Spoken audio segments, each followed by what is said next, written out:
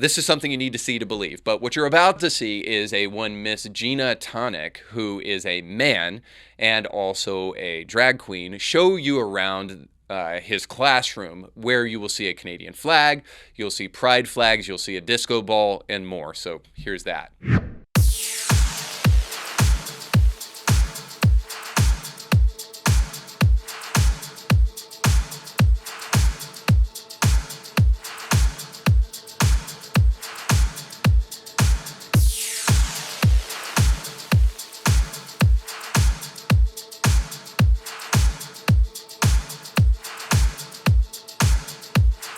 Now you can see in this TikTok clip, you can see that it says in the caption, "My classroom / nightclub" with a gay pride flag.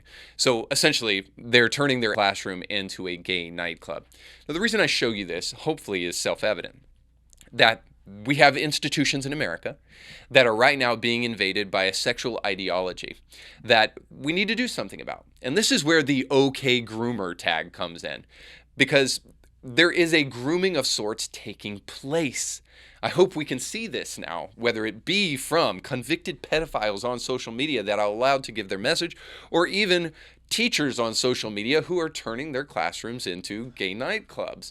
But this is happening in such an overt way that I hope we can awaken to it. In fact, James Lindsay, who is a friend of the show, in fact, I texted him and let him know I was going to do an episode on this very thing, was just kicked off of Twitter. He was temporarily banned from Twitter because he used the hashtag or the title OK Groomer in response to this tweet that I'll throw up right now for you to see on the screen.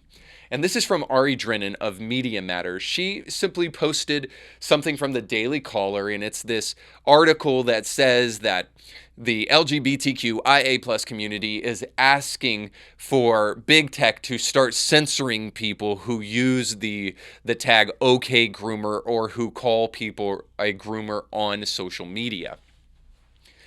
And of course, in response to this, James Lindsay put OK Groomer because he's identifying the problem that we're trying to identify here in this video. And of course, he was immediately banned on Twitter.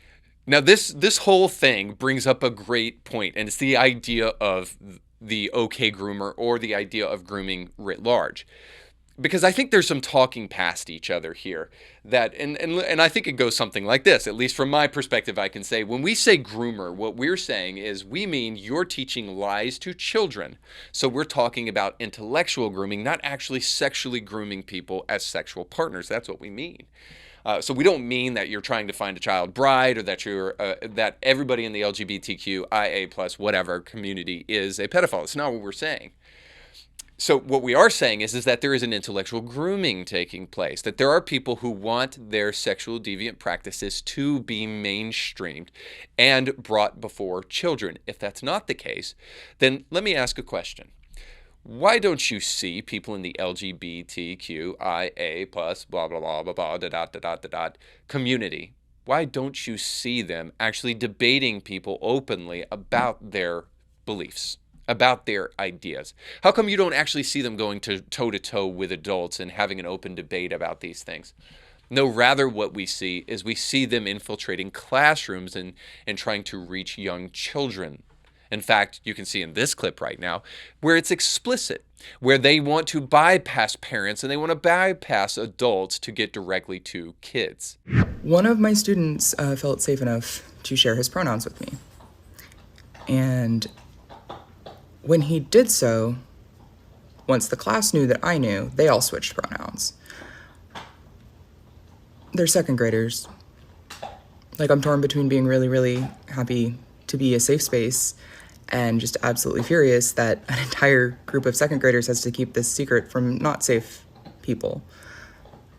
Why are kids feeling unsafe? And furthermore, why does everyone talk about how are the kids going to understand? The kids understand it. It's easy for them. It's the adults who have all of the issues and hang-ups and bullshit. Now, what they say is like this person. Is they say, well, kids are hate-free, which in some ways is absolutely 100% true, but they're also naive and not very bright. And this is why they need people to stick up for them, because what is taking place is intellectual grooming and sexual practices that are aberrant, and somebody has to do something about it.